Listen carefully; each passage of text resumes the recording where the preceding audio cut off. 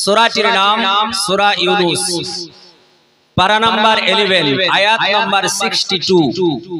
अल्लाह ताला इरशाद फरमाता है, अला इन्ना औलियाल्लाहि ला खौफुन अलैहिम वला हुम यहजनून। खबरदार, होशियार, बेशक जो अल्लाह का ओली होता है उसका ना कोई खौफ ना कोई गम। No doubt, verily, the wali of Allah have neither any fear nor any sorrow. নিশ্চয় যিনারা আল্লাহ পাকের মনোনীত মনোপত পছন্দনীয় বান্দা হন তাদের নেই কোনো ভয়, নেই তাদের চিন্তা ও ভাবনা। যারা আল্লাহর ওলি তাদের ভয় আছে, জোরে বলুন। কিন্তু আল্লাহর ওলিরা মানুষ না ফারিস্তা? একটু জোরে বলতে হবে। আপনারা আমরা কি? আপনাদের ভয় আছে না? চিন্তা আছে না? কিন্তু তিনি মানুষ, তিনারা মানুষ, আমরাও মানুষ, আমাদের ভয় আছে, চিন্তা আছে, ভাবনা আছে। আর আপনারাই বলছেন তাদের ভয় নাই, ভাবনা নাই, চিন্তা নাই। আপনি বলবেন যে আমি বলছি না তো আল্লাহ বলছেন নাকি? আমি বলছি না তো আল্লাহ বলছেন। তাহলে এখন আপনি আল্লাহকে জিজ্ঞেস করুন। আল্লাহ পাক মানুষ, সেও মানুষ, সেও মানুষ, কিন্তু যিনি ওলি, আল্লাহর বন্ধু, তিনার ভয় ভীতি চিন্তা ভাবনা কিছুই নেই। আল্লাহ এটা বলছেন। আল্লাহ তাহলে ঠিক বলেছেন কিনা? আল্লাহ ঠিক বলেছেন তো? কোরআন ঠিক বলেছে কিনা? কোরআনে কোনো ভুল আছে? কোরআনে কোনো ভুল নেই। কোরআন চ্যালেঞ্জ ঘোষণা করেছে প্রথমেই। কোরআন শরীফ, সূরাটির নাম সূরা বাকারা, পারা নাম্বার 1, আয়াত নাম্বার 2। सूरा नंबर 2 हुरूफे मुक़त्तात के बाद अल्लाह इरशाद फरमाता है, जालिकल किताबु ला रैबा फी, इस किताब में कोई शक नहीं, शक की गुंजाइश भी नहीं। No doubt the holy Quran शरीफ, ये कुरान पाकेर मध्य कोनो सन्देहेर अवकाश नेই। জোরে বলি সুবহানাল্লাহ। এই আছে নাকি? জোরে বলুন। কোরআনের মধ্যে আছে কোনো সন্দেহ?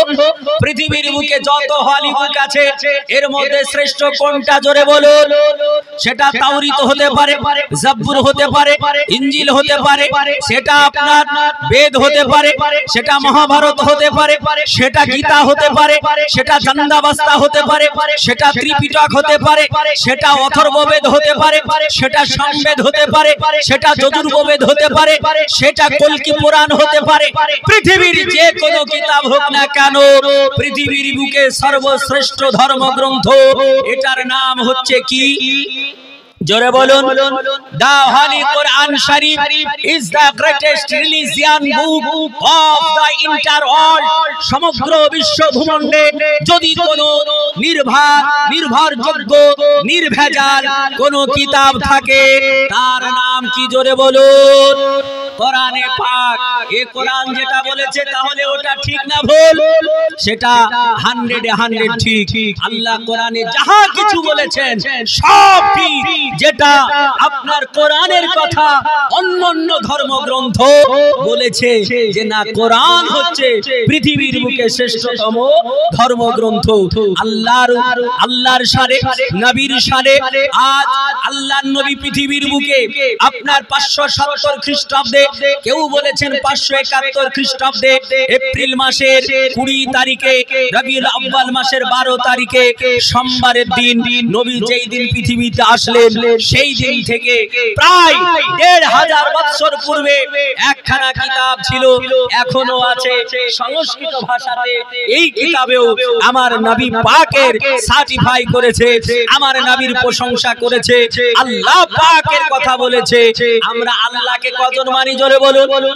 এই জোরে বলুন, আল্লাহ কজন? আল্লাহ পৃথিবীর কোন ধর্মের মানুষ আল্লাহকে এক মানে? আর কোন ধর্মে মানে? একটু ভালো করে বলুন। আর কোন ধর্ম মানে? বলে না। আমি বলবো পৃথিবীতে 3টা ধর্মের মানুষ, 3টা ধর্মের মানুষ তারা আল্লাহকে এক মানে। কটা ধর্ম বললাম? 3খানা ধর্ম। একটা আপনি জানলেন ইসলাম, আর দুটো কারা? রাইট। একদম this is right answer exactly সুবহানাল্লাহ। পৃথিবীর বুকে আরো দুটো ধর্ম যারা আল্লাহকে এক মানে, একটা হচ্ছে খ্রিস্টান, একটা হচ্ছে ইহুদি। এখন কিন্তু ফেকড়া বেঁধে গেল, তাহলে তো তারাও মুসলমান হবে, তারাও তো আল্লাহকে এক মেনেছে। বলে না, তারা আল্লাহকে এক মানার পরও মুশরিক। আপনি বলতে পারেন হোয়াট ইজ দা ডকুমেন্ট, একটা প্রুফ দেওয়া লাগবে। বলে হ্যাঁ, আল্লাহর কালাম কোরআনে পাক 30 পারা সূরা ইখলাস উঠান। আল্লাহ কি বলছেন? আল্লাহ বলছেন কুল, হে নবী আপনি বলুন, আল্লাহু আহাদ, আল্লাহ হলো এক, আল্লাহু সামাদ, আল্লাহ হলো পবিত্র, লাম ইয়ালিদ ওয়া লাম ইউলাদ, আল্লাহ পাক রব্বে কায়নাত কাউকে জন্ম দেন না, আল্লাহ কারো কাছ থেকে জন্ম নেননি, আল্লাহ কারো সন্তান নয়, আল্লাহ কাউকে জন্ম দিয়ে সন্তান বানায়নি। পৃথিবীর জমিনের মানব আল্লাহর কালাম কোরআন, খ্রিস্টান বলল আল্লাহ এক, আল্লাহু আহাদ এটা তারা মানলো, আল্লাহু সামাদ এটা তো তারা স্টিল থাকলো। কিন্তু এখন লাম ইয়ালিদ ওয়া লাম ইউলাদ এখানে এসে তাদের লাইনটা চ্যুত হয়ে গেল, লাইন কেটে গেল। বলে কেমনে? খ্রিস্টানরা বলছে হযরত ঈসা মাসিহকে, হযরত ঈসা রুহুল্লাহকে তারা বলেছে ইবনুল্লাহ, মানে সন অফ আল্লাহ, আল্লাহ পাকের পুত্র। আর আল্লাহ বলছে আমার কেউ পুত্র নাই। তাহলে মুসলমান হবে ভাই? ইহুদিরা তারা হযরতে উজাইর আলাইহিস সালামকে তারা বলেছে যে আল্লাহর পুত্র। তাহলে তারা থাকবে মুসলমান? বলেন থাকবে? তারাও কেটে গেল। মুসলমান আল্লাহ পাক রব্বে কায়নাত রব্বুল আলামিন তিনি যে এক, শুধু এটা ইহুদি বলেনি, শুধু খ্রিস্টানও বলেনি। আজ পৃথিবীর বুকে, দুনিয়ার বুকে যত রাষ্ট্র আছে, সারা দুনিয়াতে ওয়ার্ল্ডে কটা রাষ্ট্র আছে জানা আছে? 228 খানা রাষ্ট্র আছে সারা ওয়ার্ল্ডে, 228 খানা রাষ্ট্র। এর মধ্যে 57 খানা হচ্ছে ইসলামিক কান্ট্রি, ইসলামিক রাষ্ট্র। আর একটি মাত্র যেটা সনাতন ধর্মের, যেটা হিন্দু ধর্মের রাষ্ট্র, অনলি ফর ওয়ান কান্ট্রি, সেটার নাম হচ্ছে নেপাল। সেটার নাম নেপাল। বাদ বাকি দুনিয়াতে যত আছে এর মধ্যে একটি হচ্ছে জবরদখল ইহুদি ইসরাইল, আর একটা হচ্ছে আপনার গণতান্ত্রিক একটি রাষ্ট্র, তার নাম ভারত। বাদ বাকি যত আছে পৃথিবীতে বেশির অংশই খ্রিস্টান। পৃথিবীতে যত আছে বেশির অংশই খ্রিস্টান। তো ভারতবর্ষ যদিও গণতান্ত্রিক হয়, তবে এখন গেরুয়া শিবিরের হাতে ঝান্ডা। ठीक बोलना ना भूल बोलना? भारत हमारा है, भारत में कोई मुस्लिम रहने की जगह नहीं मिलेगा, किसी मुस्लिम को यहाँ रहने नहीं देंगे। बोलছে না ওই হিন্দু ধর্মের ধর্মগ্রন্থ যার নাম কলকি পুরাণ, নবীজি দুনিয়াতে আসলেন সেই থেকে 1500 বছর পূর্বে পৃথিবীতে সেটাও ছিল সংস্কৃত ভাষায়। তারাও আল্লাহকে দুটো তিনটা বলেনি, কিন্তু এরা 360 খানা আল্লাহ বলছে। ঠিক বলছি না ভুল বলছি? এরা ভগবান কটা মানে? 360 খানা ভগবান মানে।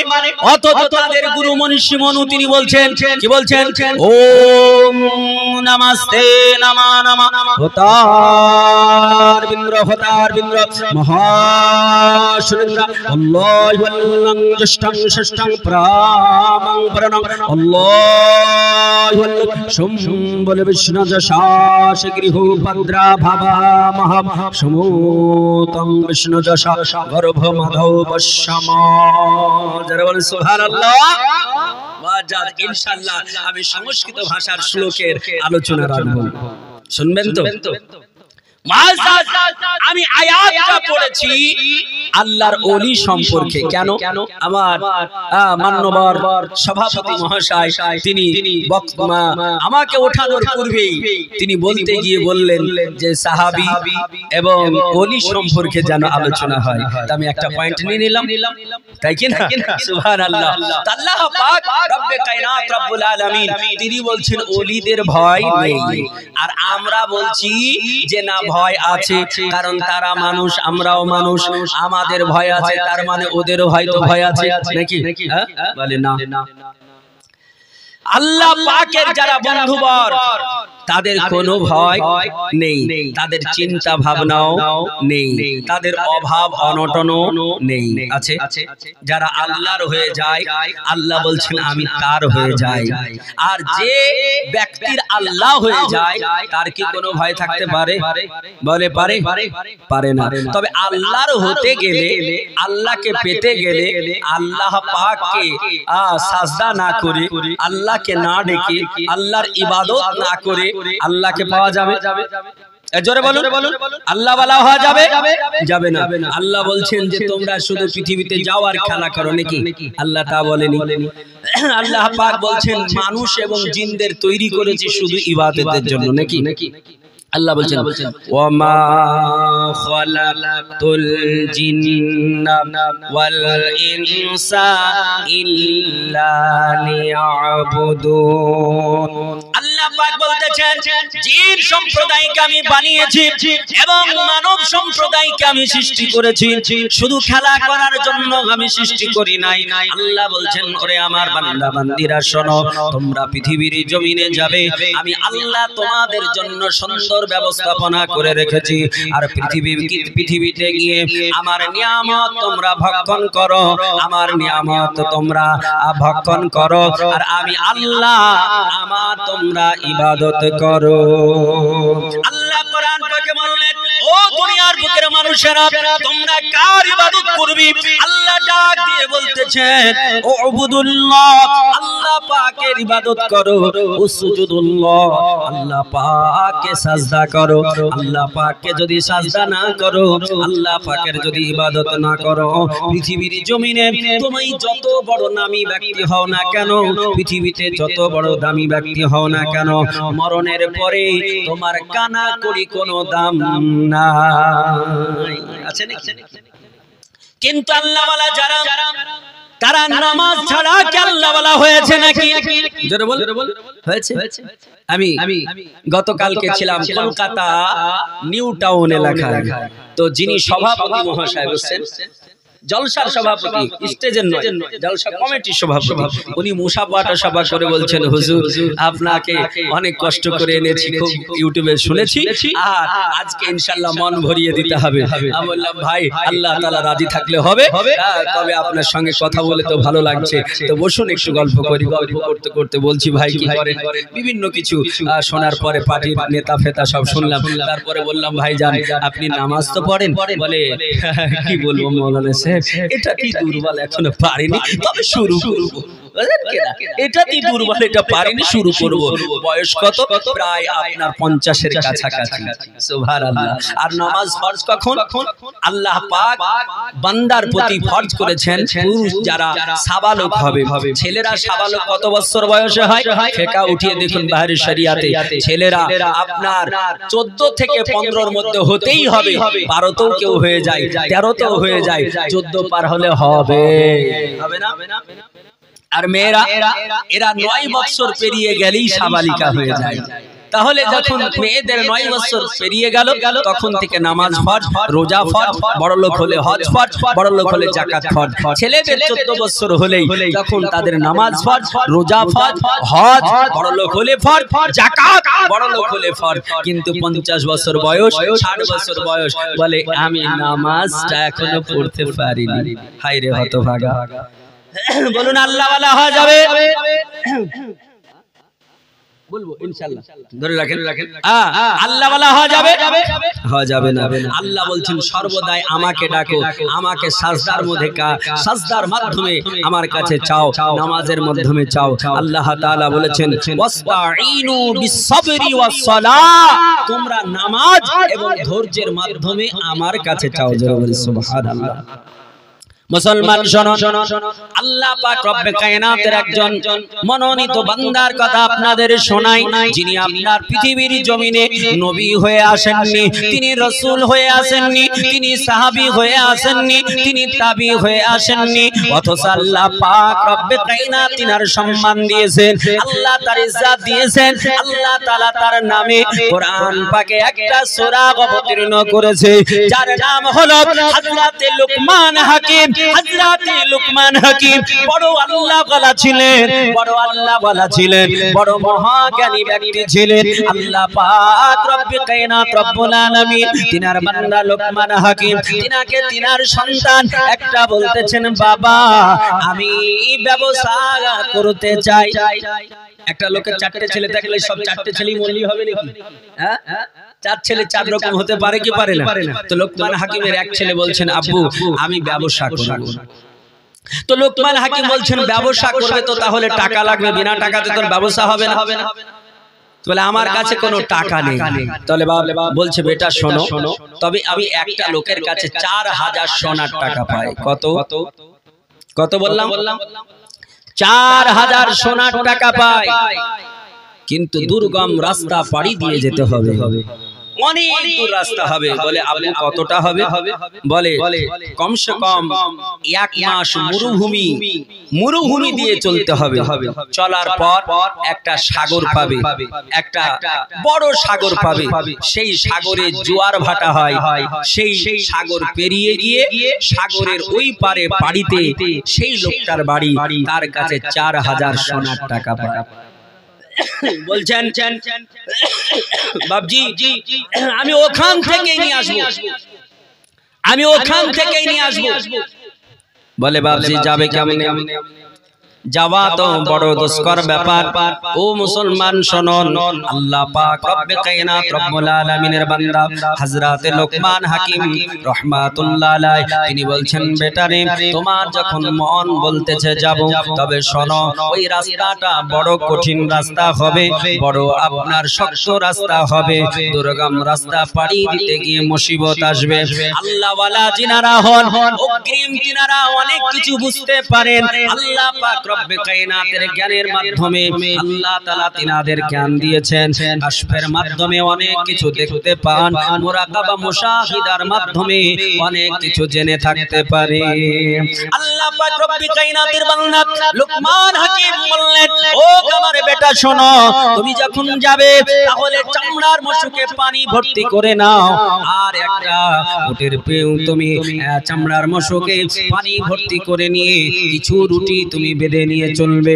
আল্লাহ পাক রব্বে কায়নাত রব্বুল আলামিনের বান্দা তিনি বলছেন, বাবা এতটা রাস্তা সফর করব, পানি তো 1 মাস থাকবে না, যদিও বা থাকে তাহলে মরুভূমির উত্তপ্ত তাপে পানি থাকবে না, গরম টকবকে ফুটন্ত হয়ে যাবে, ওই পানি পান করার যোগ্য হবে না। বাবা তাহলে এতটা রাস্তা পাড়ি দিয়ে যাব কেমনে? আর যদি জীবন যদি চলে যায় তাহলে টাকার গল্প কোনো কিছুই থাকবে না।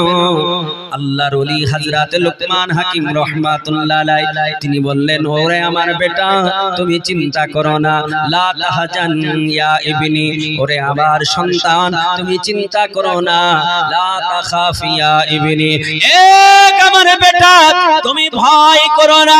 আমার আল্লাহ তাআলা রব্বে কায়নাত প্রতিটা বিপদের সূরা আমার আল্লাহ তাআলা করেছে।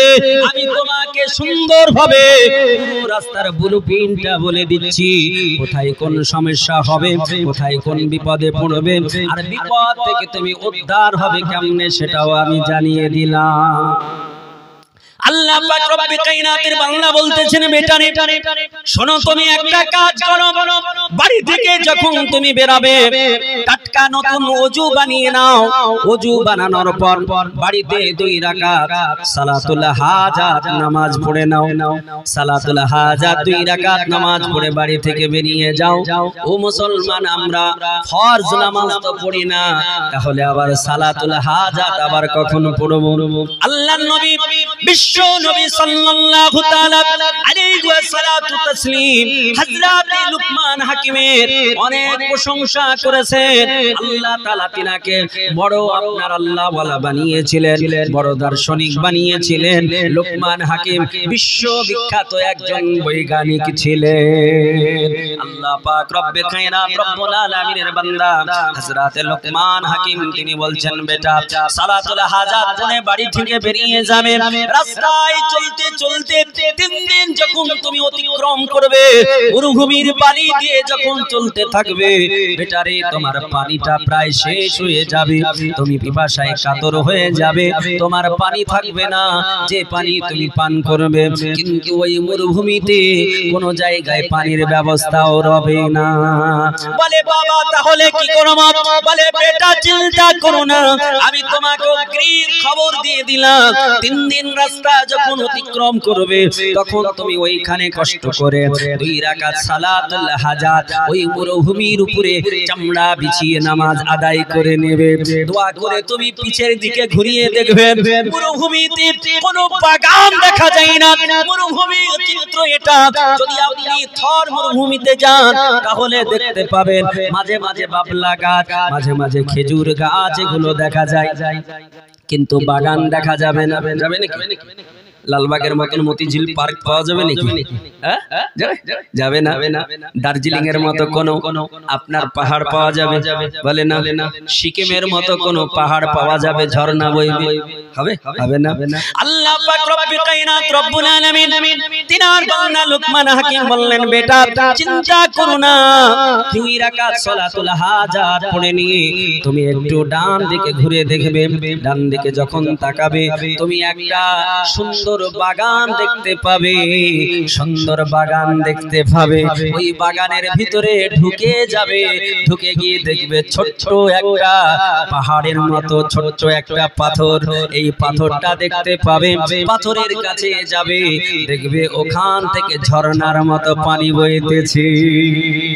জোরে বলো আল্লাহ পাক রব্বুল কায়নাত রব্বুল আলামিনের বান্দা তিনি ব্লুপ্রিন্ট বলে দিচ্ছেন আল্লাহর ওলি হযরত লোকমান হাকিম বলছেন বেটারে ওইখানে তুমি পানি পান করবে পানিটা অন্য জগতের কোন পানির মতো পানি হবে না এত তৃপ্তিদায়ক পানি হবে পানিটা পান করবে তোমার আর পিপাসা সফরে লাগবে না আল্লাহ পাক রব্বে কায়নাত রব্বুল আলামিনের বান্দা হযরত লোকমান হাকিম বলছেন বেটা এখান থেকে তুমি আবার চলতে শুরু করবে অনেকটা রাস্তা চলতে চলতে যখন তুমি ক্লান্ত হয়ে পড়বে আর তুমি চলতে পারবে না রাস্তা সফর করা তোমার পক্ষে সম্ভব হবে না তুমি দেখবে তোমার সম্মুখে একটা জায়গায় বিকট বড় একটা গাছ দেখতে পাবে বিকট একটা বৃক্ষ দেখতে পাবে যেটা পাইকড় গাছের মতো কোনো গাছ হবে যেটা বট গাছের মতো বড় গাছ হবে ওই গাছটা তুমি দেখতে পাবে তোমার মনটা ছটফট ছটফট করবে ওই গাছটা দেখে ছায়ার তলে যাওয়ার জন্য যখন চৈত্র মাসের প্রখর রৌদ্রের তাপ পড়বে মাঠে যারা কাজ করে আচ্ছা বলুন ওই চৈত্র মাসে প্রখর রৌদ্রের সময় যদি রোজা অবস্থায় আপনি হাল চালান বলুন কত ক্লান্ত হবে শরীর ক্লান্তি আসবে কিনা ওই টাইমে যদি আপনি ছায়াদার গাছ দেখতে পান মন কি বলবে যে তাড়াতাড়ি চ ওই ছায়াতে একটু বিশ্রাম নিই বলবে কিনা মানুষের মন বলবে মানুষের মন কটা গো মানুষের মন কটা জোরে বলো একটা বলে না মানুষের মন আল্লাহ তাআলা দিয়েছেন 3 খানা কখানা 3 খানা মনের নাম কি একটু জানতে চান নাকি ইনশাআল্লাহ বলবো না বলে যাব না এ মুসলমান শোনো আল্লাহ পাক রব্বুল কায়নাত রব্বুল আলামিনের বান্দা লোকমান হাকিম বলতেছেন বেটা ওই ছায়াদার গাছটা যখন দেখতে পাবে তোমার মনটা বারবার করে বলবে ওখানে চলো কিন্তু আমি বাপ আমি তোমার আব্বু তোমাকে সাবধান করে দিতেছি বেটা ওই গাছের নিচে গিয়ে তুমি আরাম করবে না যদি ওই গাছের নিচে গিয়ে আরাম করো তাহলে তোমার জীবনের আশঙ্কা রয়েছে তোমার জীবন বেরিয়ে যেতে পারে বলে বাবা কেন বলে সেখানে গেলে বুঝতে পারবে বলছে বাবা গো তাহলে আমি কি করব বলছেন বেটা শোনো তবে একটা কথা জেনে রাখো ওই গাছের তলে যদি কোনো বুড়ো মানুষ থাকে বৃদ্ধ মানুষ যদি থাকে আর বৃদ্ধ মানুষটা যদি ডাকে তাহলে তার ডাকে সাড়া দেবে পুরো ব্লুপ্রিন্ট পুরো দিয়ে দিচ্ছেন আল্লাহ পাক রব্বে কায়নাত রব্বুল আলামিনের বান্দা হযরত লুকমান হাকিমের সন্তান তিনি 2 রাকাত সালাতুল হাজাত নামাজ পড়ে বাড়ি থেকে বেরিয়ে গেলেন। তিনি চলতে চলতে যেমন বাবা বলেছেন তেমনি 3 দিন পর একটা জায়গা পেলেন, সেখানে পানি পান করলেন। ওখানে পানি পান করার পর তিনি আবার রাস্তা চলতে শুরু করলেন। অনেকটা রাস্তা অতিক্রম করার পর তিনি ক্লান্ত হয়ে পড়েছেন, শরীর চলে না। মনে হয় 2 মিনিট বিশ্রাম করে নি, একটু যদি বিশ্রাম করতাম তাহলে শরীরটা হয়তো একটু ভালো হতো। এই বলে মনটা খুব ছটফট করতেছে। হঠকারিতা দেখতে পেলেন ফাঁকা ময়দানে মরুভূমিতে বিকট একটা বৃক্ষ দেখা যায়। আল্লাহ পাক রব্বে কায়নাতের বান্দা তিনি বৃক্ষটা দেখে গাছটা দেখে তাড়াতাড়ি করে গাছের দিকে রওনা দিলেন। আর দিতে গিয়ে হঠাৎ করে মন বলে দিল, ও লোকমান হাকিমের সন্তান, বাবার কথা ভুলে গেছো নাকি? বাবা বলেছে, বেটা ছায়াদার গাছ দেখবে কিন্তু ওখানে বসবে না, ওখানে যাবে না, যদি যাও তোমার প্রাণের আশঙ্কা রয়েছে। এখন বাবার কথা শুনে তিনি মনটাকে বলতেছে মন যাবি না, কিন্তু একটা মন বলছে চ। বাবা বলেছে তো কি হয়েছে, এখানকার পরিস্থিতি তো বাবা জানে না, চল একটু আরাম করে নি। আর একটা মন বলছে না না, যাওয়া যাবে না, বাবার আদেশ অমান্য করা যাবে না। এইরকম করে মনের মধ্যে দ্বন্দ্ব হলো। আল্লাহর ওলি হযরত লুকমান হাকিম তিনার সন্তান ওখান থেকে আপনার গাছের দিকে না গিয়ে আবার ঘুরলেন, সামনের দিকে রওনা দিলেন। কিছুটা যাওয়ার পর একটু সামনে যখন বেরিয়েছেন, একটা বৃদ্ধ মানুষ বলতেছেন, ও লুকমান হাকিমের সন্তান, এই দিকে এসো, একটু শোনো। লোকমান হাকিমের সন্তান ওখান থেকে সামনের দিকে রওনা দিচ্ছেন, তো পিছে থেকে একজন বৃদ্ধ বলছে, লোকমান হাকিমের সন্তান এদিকে এসো। লোকমান হাকিমের সন্তানের মনে হঠাৎ করে পড়ে গেল, বাবা বলেছে, বেটা রে ওই গাছের কাছে যাবি না, কিন্তু গাছের কাছে যদি কোনো বৃদ্ধ মানুষ থাকে, বৃদ্ধ যদি কোনো কথা বলে কথা অমান্য করবি না। বয়স্ক মানুষের অভিজ্ঞতা হয় কিনা, ওদের অভিজ্ঞতা বেশি আমাদের চাইতে, কারণ ওনারা ঠেকে ঠেকে শেখেন, আর ঠেকে ঠেকে শেখেন তাদের মূল্যটা বেশি।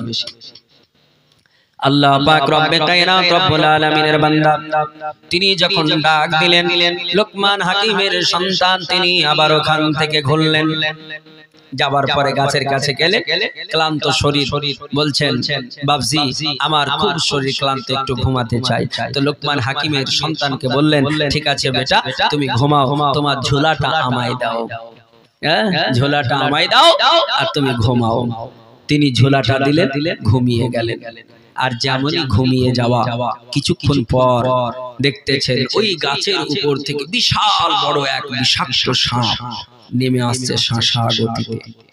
এখন ওই যে বৃদ্ধ ব্যক্তি বসে আছে, উনি দেখছেন লোকমান হাকিমের সন্তানের জীবন তো শেষ হয়ে যাবে।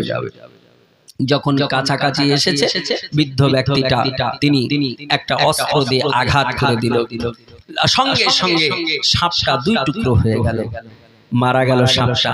তিনি সাপটার এক টুকরো ফেলে দিলেন, আর একটা টুকরো মাথার দিকটা সেই ঝুলির মধ্যে, যে ঝোলা ছিল না সেই ঝুলির মধ্যে ঢুকিয়ে দিলেন। ইনি তো ঘুমাচ্ছেন, ব্যাপার নেই, উনি তো বুঝতেই পারছেন না। এখন অনেকটা ঘুমানোর পর যখন ক্লান্তি দূর হয়েছে, তখন উঠেছেন, উঠে ঝোলাটা নিয়ে বলছেন, বাবজি আসি, আমার জন্য দোয়া করবেন। এই বলে উনি চলতে শুরু করেছেন। যখন চলতে শুরু করেছেন, তখন ওই বৃদ্ধ ব্যক্তিটা বলছেন, বেটা তুমি একাই যাচ্ছ, আমাকে সঙ্গে নিয়ে যাবে না? তখন ওনার মনে পড়ে গেল, তিনি বাবা বলেছেন বৃদ্ধ ব্যক্তি কোনো কথা বললে সেই কথাটা ফেলবি না। তো সফর তো একাই, একজন বৃদ্ধকে সঙ্গে পাবো, এটা তো ভালো বড় কথা, তাই না? খুব সুন্দর কথা। তিনি বললেন, ঠিক আছে আসুন, সঙ্গে নিয়ে চলতে শুরু করলেন। আল্লাহ পাক রব্বে কায়নাত রব্বুল আলামিন তিনার বান্দা হযরত লোকমান হাকিম তিনার সন্তান চলতে শুরু করলেন। চলতে চলতে অনেকটা রাস্তা অতিক্রম করে তিনি একটা গ্রামের মধ্যে প্রবেশ করে গেলেন। একটা গ্রামের মধ্যে যখন ঢুকে গেলেন, গ্রামে যখন প্রবেশ করলেন, সেই সময়টা হলো রাত্রি বেলা। সূর্য ছিল কিন্তু সূর্য গ্রামে ঢুকতেই আপনার অস্ত চলে গেল। ওয়াগাবাতিশ শামস ফিল মাগরিব, পশ্চিম আকাশে সূর্য অস্ত চলে গেছে। সারা পৃথিবী অন্ধকারে ছেয়ে গেছে। আল্লাহ পাক রব্বে কায়নাতের বান্দা গ্রামে ঢোকার পরে আল্লাহর ওলি লোকমান হাকিমের সন্তানকে বলতেছেন, বেটা, যেই গ্রামে আমরা আজকে রাত্রিটা যাপন করতে চাই। আল্লাহ পাক রব্বে কায়নাতের বান্দা বলে, ও বৃদ্ধ ব্যক্তি শোনো, আমি কোন জায়গায় থাকতে আসি না, আমি চলতে থাকবো। চলতে চলতে আমার গন্তব্যস্থলে আমি পৌঁছাবো, এটাই আমার হচ্ছে ইচ্ছা। আল্লাহ পাক রব্বে কায়নাতের বান্দা হযরত লোকমান হাকিমের সন্তানকে বলল, বেটা, একটু এই গ্রামে আমরা একটু বিশ্রাম নেব। তিনারা একটা গাছের নিচে বিশ্রাম নিয়ে নিলেন। কিছু মানুষ আপনার রাস্তা দিয়ে যেতেছিল, ওই মানুষগুলো জিজ্ঞেস করলো, এ বৃদ্ধ ব্যক্তি, আপনারা কারা? এই গাছের নিচে আপনারা আশ্রয় নিয়েছেন। লোকমান হাকিমের সন্তান তিনি আরাম করতেছেন, বৃদ্ধ ব্যক্তি কিন্তু আরাম করে না। বৃদ্ধ ব্যক্তি বলতেছে, এ গ্রামের মানুষে, আমরা একটা মুসাফির, অনেক দূর সফর করে চলতেছি। আমাদের এখানে কোনো আত্মীয় স্বজন নেই, আমাদের ঘর বাড়ি নেই, আমরা এই রাস্তা অতিক্রম করে চলতেছি। যদি তোমরা থাকতে আমাদের আশ্রয় দাও, বড়ই আমাদের ভালো হয়ে যায়। আল্লাহর বান্দারা তিনারা দাঁড়িয়ে গেলেন। দাঁড়ানোর পরে বলতেছে, ও আল্লাহর বান্দারা, আপনারা কোথায় হতে আসতেছেন? আপনাদের পরিচয়টা কি একটু দিয়ে দিন। বৃদ্ধ মানুষটা পরিচয় দিতে শুরু করলেন। বৃদ্ধ ব্যক্তিটা বলল, এই যে যিনি শুয়ে আছেন, ইনি দুনিয়ার আপনার একজন বিখ্যাত ব্যক্তির ছেলে, যার বাবার নাম হলো লোকমান হাকিম। এ মুসলমানেরা, যাকে সারা দুনিয়া চিনে, বর্তমান সময়কালে যদি আপনার টুলটুলি পাড়াতে এখন যদি আপনার মমতা ব্যানার্জির ভাইপো চলে আসে আর বলে আমার নাম অভিষেক, তাহলে চিনতে কারো বাকি থাকবে নাকি? থাকবে? কারো বাকি থাকবে না। মোদিজির ভাইপো যদি এসে বলে আমি হলাম মোদিজির ভাইপো, চিনতে কারো বাকি থাকবে না। কারণ সারা ভারত মোদিকে চিনে, সারা ভারত অমিত শাহকে চিনে। যদিও বা ফেস টু ফেস না দেখে, তবু কিন্তু আপনার সংবাদ মাধ্যমে দেখেছে, মোবাইলের মাধ্যমে দেখেছে, নাম শুনেছে, জেনেছে। তাই তো সেই সময়কালে সেই জামানার মানুষেরা লোকমান হাকিমের নাম শুনেছিল, লোকমান হাকিমের কথা শুনেছিল। যিনি বড় আল্লাহ ওয়ালা ছিলেন, বড় বৈজ্ঞানিক ছিলেন, যিনি বড় আল্লাহ ওয়ালা ছিলেন, যিনি আপনার আল্লাহ পাক রব্বে কায়নাতের আপনার এমন একজন বান্দা ছিলেন, যিনি এমন একটা মডেলিং সেই সময় তৈরি করেছিলেন। বর্তমান সময়কালের বৈজ্ঞানিকেরা মানুষের মতো মানুষ বানিয়েছে, যার নাম আপনার রোবট দিয়েছে, যার ভিতরে জান দিতে পারেনি, কিন্তু মানুষের ন্যায় ওই রোবট দ্বারা কাম করিয়ে নাই। আল্লাহর ওলি হযরত লোকমান হাকিম এত বড় বৈজ্ঞানিক ছিলেন, এত বড় দার্শনিক ছিলেন। তিনি আপনার সেই সময়কালে যখন তিনার ইন্তেকালের সময় হয়েছিল, তিনি আপনার লোকমান হাকিমের মতো ৯৯ খানা লোকমান হাকিম মানুষ বানিয়েছিলেন। আল্লাহ পাক রব্বে কায়নাত রব্বুল আলামিন যাকে এত প্রেম দিয়েছিলেন, যার কথা সারা সেই এলাকায় আপনার চর্চায় চর্চিত ছিল, সারা এলাকার মানুষ তিনাকে জানতো।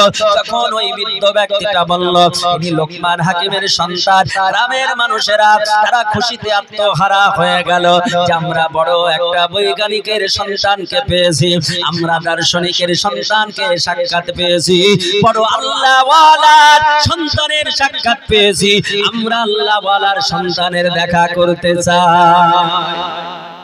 সারা গ্রামে খবর হয়ে গেল, সারা গ্রামের মানুষেরা তারা আপনার দলে দলে আসতে শুরু করলো। দলে দলে আসার পর তিনার সঙ্গে সাক্ষাৎ হয়ে গেল। মানুষেরা বলতে লাগলো, বলে হুজুর আপনি আমার বাড়িতে চলুন, আরেকজন বলে হুজুর আমার বাড়িতে চলুন। এইরকম করে মানুষ কাড়াকাড়ি শুরু করে দিল। গ্রামের যিনি মন্ডল বললেন আমার বাড়িতে থাকবি, আমার বাড়িতে আশ্রয় তিনার হবে। আল্লাহ পাক রব্বে কায়নাত রব্বুল আলামিনের বান্দা হযরত লুকমান হাকিমের সন্তান, তিনি আপনার বলতেছেন, ও বৃদ্ধ বাবুজি আপনি কেন আমার পরিচয়টা ঘটালেন? আমার তো একটা উদ্দেশ্য, 4000 সোনার টাকা ওটা আমি সঞ্চয় করব, আমি কোথাও কুটুম তালি করতে আসি নাই। এখন রাত্রিটা তিনার কথায় যখন থেকে গেলেন, গ্রামের মানুষরা ভিড় জমিয়ে দিল। বৃদ্ধ ব্যক্তিকে বলতেছে, ও বৃদ্ধ ব্যক্তি হযরত লুকমান হাকিমের সন্তান, তিনার বিয়ে হয়েছে না এখনো তিনি কুঁয়ার আছেন।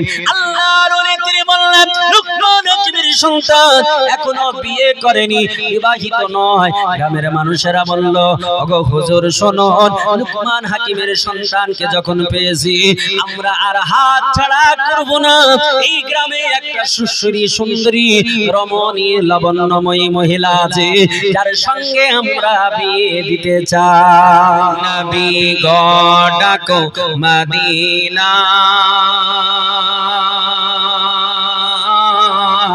মাদানী মদিনার আকা। নবী গো ডাকো মদিনা, মাদানী মদিনার আকা।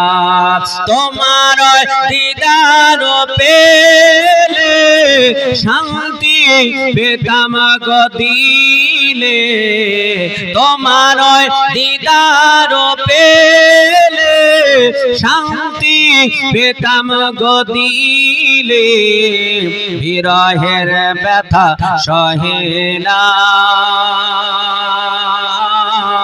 নবী গো ডাকো মদিনা। সুবহানাল্লাহ। আল্লাহ পাক রব্বে কায়নাত রব্বুল আলামিন তিনার বান্দার আপনার বিবাহের প্রস্তাব হয়ে গেল। আল্লাহর ওলি হযরত লুকমান হাকিমের সন্তান তিনি বললেন, বাপজি ও বাপজি আমি বিয়ে করতে আসি নাই, বিয়ে করব না। কিন্তু বৃদ্ধ ব্যক্তিটা বলল, ওগো আমার বাবু শোনা শোনো, যখন সুন্দর প্রস্তাব এসেছে, গ্রামের সব চাইতে সুন্দরী সুশ্রী রমণী পাত্রী যখন পেয়েছি, এটা হাতছাড়া করা যাবে না। অপরদিকে এই মেয়েটা সব চাইতে গ্রামে ধনঢ্যবান। আল্লাহ পাক রব্বে কায়নাত রব্বুল আলামিন তিনার বান্দা বলল, তাহলে হাত ছাড়া করা যাবে না, বিয়ে করে নাও। তিনার কথা মোতাবেক বিয়েতে রেডি হয়ে গেলেন। বিয়েতে রেডি হলেন, যেই দিন বাসর ঘরে যাবে বিয়ে কমপ্লিট হয়ে গেল। গ্রামের মানুষেরা বলতেছে, নারে তাকবীর, নারে তাকবীর, নারে তাকবীর, নারে রিসালাত, ইয়া রাসূলুল্লাহ, দ্বীন ইসলাম জিন্দাবাদ। नारे तकबीर, नारे रिसालत, या रसूलुल्लाह, नारे रिसालत।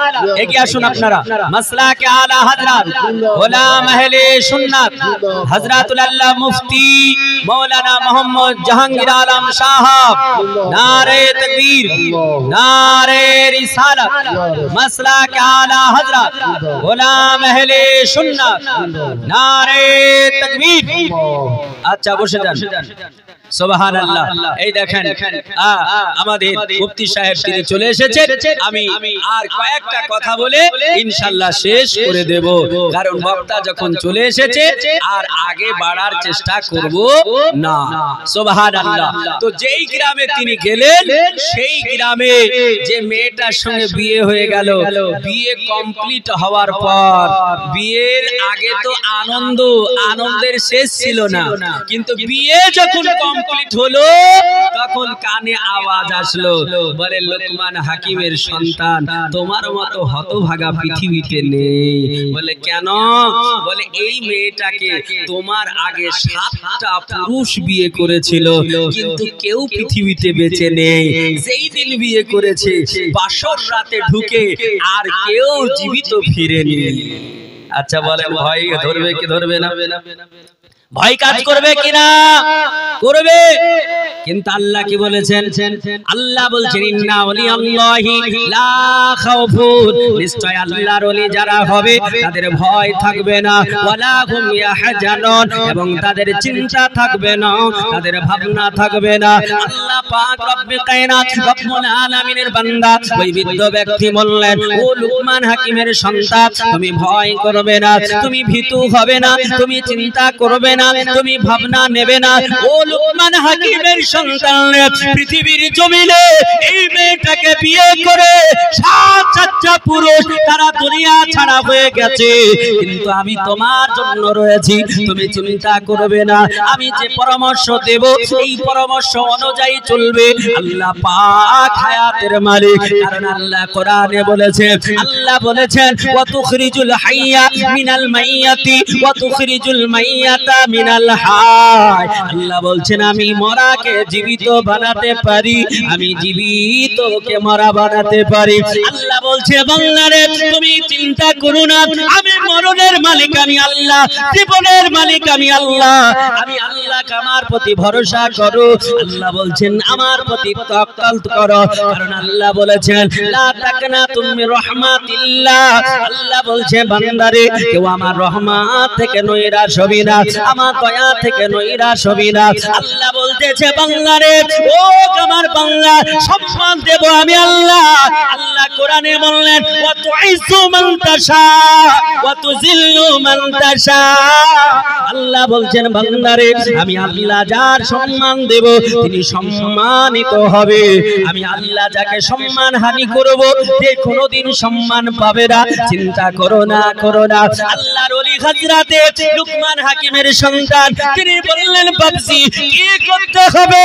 মানে বেটা যখন তুমি বিয়ে করে বাসর ঘরে রাত্রি বেলায় যাবে, তোমার বিবিটা সুন্দরী সুশ্বরী রমণী তোমার সঙ্গে থাকতে চাইবে, তোমার সঙ্গে রাত্রি যাপন করতে চাইবে, কিন্তু তুমি একটি কথা বলবে আমি তোমার সঙ্গে রাত্রি যাপন করব, কিন্তু বিবি রে আমি একটু বাথরুমে যেতে চাই, আমি একটু হাজাতে যেতে চাই।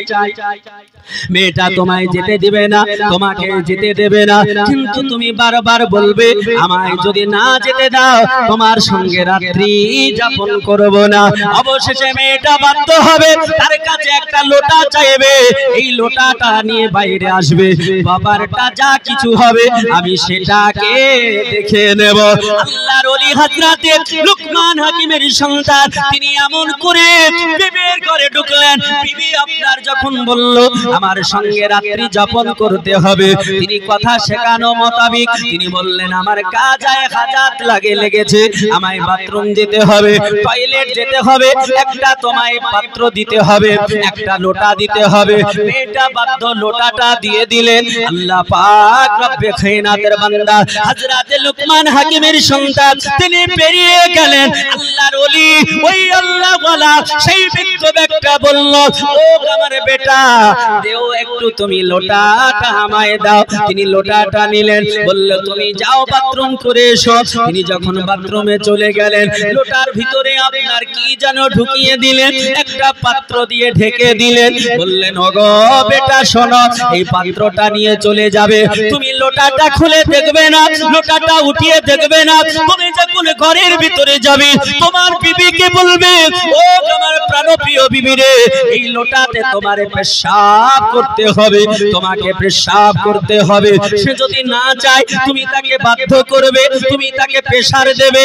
যদি বলো এই লোটায় পেশাব না করে তোমার সঙ্গে রাত্রি যাপন করব না, আমি তোমার সঙ্গে ঘর করব না, তোমার ঘর থেকে বেরিয়ে যাব, এটা তুমি বাধ্য করবে। ব্যাপারটা কি বাবা একটু বলে দাও। আল্লাহর ওলি তিনি বলতেছেন বেটা এটা তোমার জানার বিষয় নয়, আমি যেটা অর্ডার করলাম এটা তুমি করে নেবে।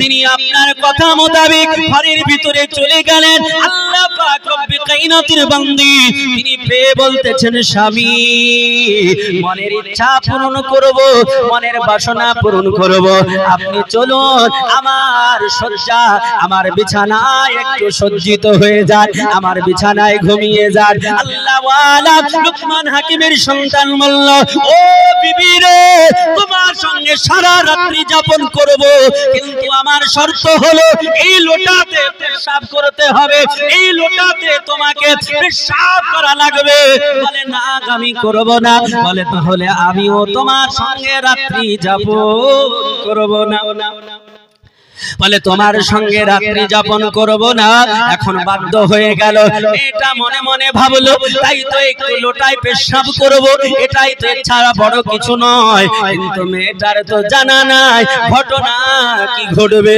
আল্লাহ পাক রব্বে কায়নাত রব্বুল আলামিনের বান্দি তিনি লোটাটার পাত্রটা হটিয়ে ওইখানে পেশাব করে দিল রাত্রি বেলায় ঢেকে দিল এখন তিনি স্বামী নিয়ে ঘর করতে লাগলো স্বামীর সঙ্গে রাত্রি যাপন করতে লাগলো মেয়েটার সঙ্গে রাত্রি যাপন করলো এখন রাত্রি যাপন করে ঘুমিয়ে গেছে অনেক রাত্রিতে ঘুম চলে এসেছে এখন সকাল আস্তে আস্তে সকাল হয়ে গেল শাফিল মাশরিক পূর্ব আকাশে সূর্য উদিত হলো গ্রামের মানুষেরা তারা সকলে ভিড় জমালো আজকে ওই এলাকার মানুষেরা তারা ছুটে ছুটে আসলো চলে রে যাই একটু লুকমান হাকিমের সন্তানের লাশখানা একটু দেখে নি বলে এটি পূর্বে সাতটা যুবকের লাশ আমরা দেখেছি এখন লুকমান হাকিমের সন্তান তার লাশটা দেখার অপেক্ষা মানুষেরা ভিড় জমিয়ে দিল মানুষেরা ডাকাডাকি করে কিন্তু কেউ সাড়া দেয় না কারণ গভীর রাত্রি ঘুমিয়েছে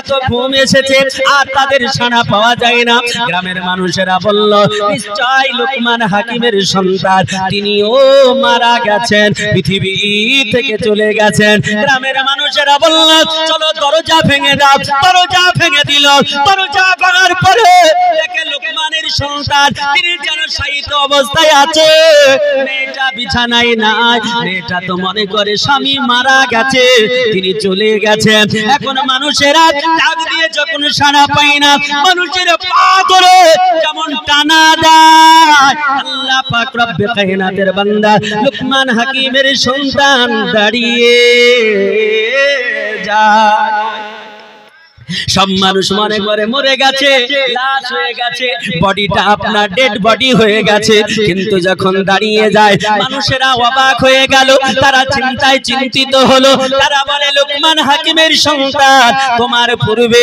সাতটা পুরুষ মারা গেছে তুমি মরনি ব্যাপারটা কি বলতে হবে তিনি বললেন আমি কিছু জানি না সব জানো এই আমার বৃদ্ধ ব্যক্তিটা আমার যিনি সঙ্গ দিয়েছে ইনি সব জানে আল্লাহ পাক রব্বে কায়নাতের বান্দারা সকলে আপনার ঘিরে ধরলো বলে হুজুর একটু বলা লাগবে কেন ইনি বেঁচে গেলেন আর সাতটা তারা মরে গেল তিনি বলতেছেন না আমি এটা বলবো না বলে হুজুর বলা লাগবে আপনাই বলতে হবে তিনি বলতেছেন ও গ্রামবাসী শোনো এই কথা তোমাদের জানা দরকার নাই আল্লাহ পাক রব্বে কায়নাত এই মেয়েটাকে পবিত্র বানাতে চায় আল্লাহ তাআলা মেয়েটাকে আল্লাহ ওয়ালি বানাতে চায় এই জন্য আমার আল্লাহ তাআলা আল্লাহ ওয়ালার সঙ্গ দিয়েছে হযরতে শেখ সাদী রাহমাতুল্লাহ আলাইহি এই জন্য তিনি বলেছেন